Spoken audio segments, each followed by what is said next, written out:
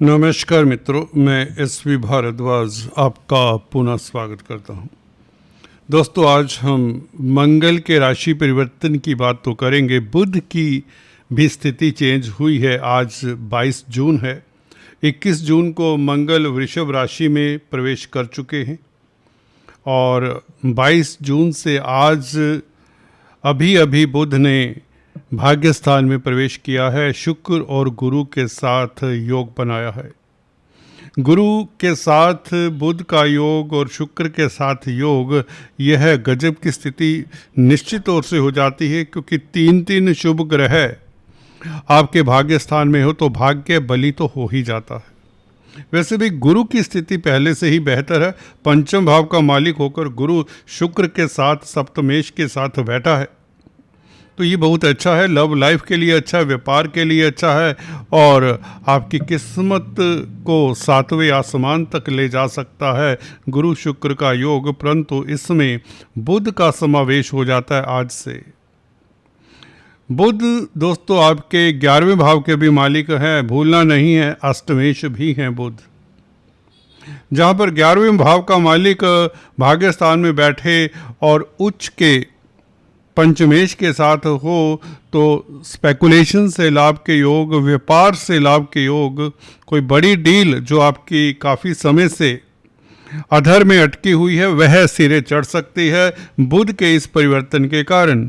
बौद्धिक बल आपका अच्छा रहेगा, आप निर्णायक रहेंगे। जो कन्फ्यूजन था, जी हाँ दोस्तों, जो कोई कन्फ्यूजन था वह दूर होता है, क्योंकि गुरु का साथ मिलते ही बुध, दोस्तों गुरु वैसे भी आपके पंचमेश हैं, पंचम भाव बुद्धि स्थान होता। बुद्धि के स्थान का मालिक गुरु और बुद्धि के कारक बुध, दोनों का मेल भाग्य स्थान में हो तो ये दोनों ग्रह आपका भाग्य बढ़ाने में मददगार होंगे। आप जो डिसीजन लेंगे, जो प्लान करेंगे, जो प्रोग्राम बनाएंगे, उसमें कोई त्रुटि होगी ही नहीं। तो गौर करिए, आज से बुध का यही योग आपके बौद्धिक बल को बढ़ाता है, आपकी तर्क शक्ति को बढ़ाता है, आपकी रीजनिंग एबिलिटी कमाल की होती है, जिससे आपकी स्पीच प्रभावशाली होती है। सप्तमेश शुक्र के साथ सप्तम भाव का मालिक भाग्य स्थान में हो तो व्यापार के लिए अच्छा, दाम्पत्य जीवन के लिए, लव लाइफ के लिए अच्छा, आप रोमांटिक भी रहेंगे। कहीं ना कहीं स्त्री वर्ग से आपका साथ होगा और आपके कई कार्य भी सिद्ध हो सकते हैं स्त्री वर्ग के कारण। विदेशी कामकाज में आपको खास सफलता मिलने के योग बनते हैं बुध शुक्र गुरु की युति के कारण। मंगल की अगर चर्चा करें तो मंगल दोस्तों यहाँ पर लगन को देखते हैं। कोई भी लग्नेश जब लगन को देखे तो आपको बल मिलता है, आपको आत्मिक बल मिलता है, आपकी प्रतिष्ठा कायम रहती है। अब युक्ति से, नीति से, राजनीति से, कूटनीति से जो भी कहें, इस अवधि में कामयाब होते हैं, क्योंकि लगन के ऊपर गुरु का भी प्रभाव है। गुरु उच्च के हैं, पंचमेश हैं। पंचम भाव का संबंध लगन के साथ हो जाए तो निश्चित तौर से आपके पूर्व पुण्य साथ देते हैं, कहीं ना कहीं भाग्य आपका साथ दे ही देता है। तो कुल मिलाकर आपको कामयाबी तो मिलती है। जहाँ तक बात है आपके कैरियर की, रोजगार की, नौकरी की, उसमें आपको सफलता मिल जाती है। मंगल की स्थिति खास उत्तम है।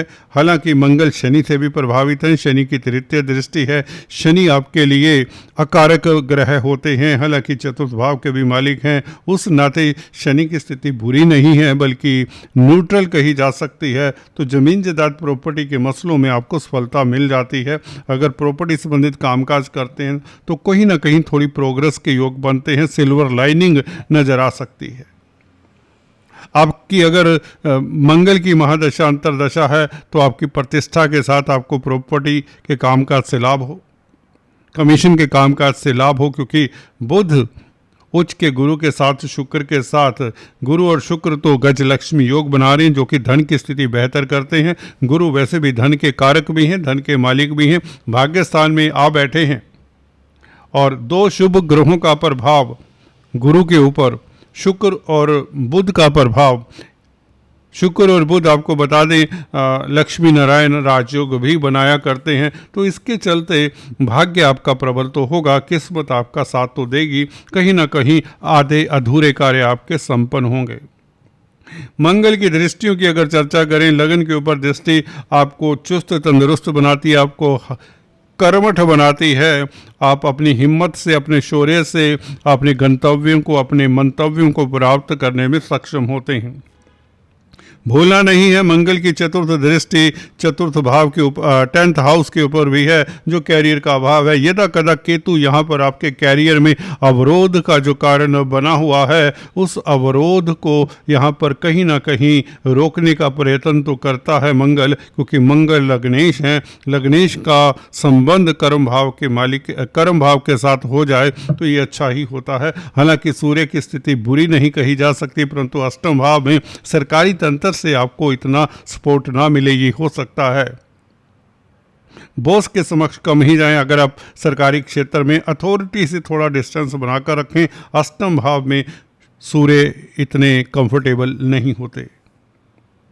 फिर भी दशम भाव का मालिक अष्टम भाव में बैठे तो अपनी राशि से 10th हाउस से 11वें में पड़ा तो कार्य क्षेत्र में आपको यथोचित सफलता मिलती रहेगी। अगर आपको प्रमोशन की तलाश है तो गुरु, शुक्र और बुध का ये संबंध आपको प्रमोशन तो दिला ही देगा, और मंगल का यहाँ पर आना डेफिनेटली आपको एनर्जाइज करता है। आप युक्ति से, डिप्लोमेसी से अपने प्रोफेशन में सफलता पा लेते हैं। अगर आप बिजनेस करते हैं तो कामयाब हो ही जाते हैं।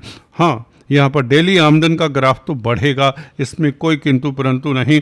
भागीदारी में भी कहीं ना कहीं सफलता मिलने के योग बन जाते हैं, परंतु शनि की दृष्टि के कारण आपको थोड़ा सा डिप्लोमेसी का सहारा लेना पड़ेगा। किसी तरह के अपने पार्टनर के साथ कोई उदासीनता है, उसको हैंडल करिए चुस्ती से, आपके काम सुचारू रूप से चलेंगे। परंतु एक भाव ऐसा है जो आपकी ज़िंदगी को हिलाकर रखने वाला है। आपके आजकल के जो पल हैं, कुछ रोज काफ़ी महत्वपूर्ण होने वाले हैं। सेकंड हाउस, द्वितीय भाव, जो फैमिली कुटुंब का भाव है, धन का भाव है। किसी को धन ना दें इस अवधि में। गौर करिए दोस्तों, यहाँ पर शनि का प्रभाव है। शनि की दशम दृष्टि है सेकंड हाउस के ऊपर।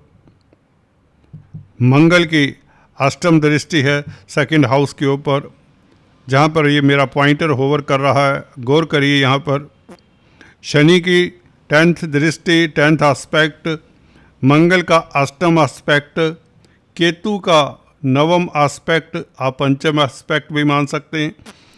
और क्योंकि वक्री होते तो इसलिए हमें इसे 9वां एस्पेक्ट मानना चाहिए। और सूर्य का 7वां एस्पेक्ट 16 जुलाई तक रहेगा। तो 16 जुलाई तक किसी को धन ना दें, क्योंकि चारों ही क्रूर ग्रह हैं, केतु, सूर्य, मंगल।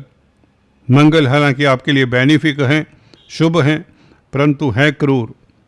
शनि, तो केतु, सूर्य, मंगल, शनि, चारों का प्रभाव आपके धन भाव के, कुटुंब के भाव के ऊपर। कुटुंब में स्थितियां नासाज ना हो, इसका ध्यान रखें। डिप्लोमेसी का सहारा लें, परंतु क्योंकि गुरु की स्थिति अच्छी है तो कुटुंब में स्थितियां अनुकूल ही रहेंगी।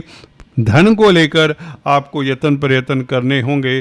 धन का संचय होने में थोड़ी दिक्कत हो सकती है, इसके लिए आपको हनुमान जी की उपासना करते रहना चाहिए। और भूल कर भी दोस्तों किसी बुजुर्ग का अनादर ना करें, क्योंकि गुरु यहाँ पर रुष्ट हो सकते हैं। गुरु बुजुर्गों के कारक हैं, ब्राह्मणों के कारक हैं, एल्डर्स के कारक हैं।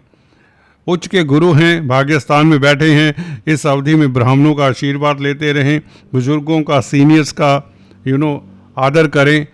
आपके गुरु प्रसन्न होते हैं।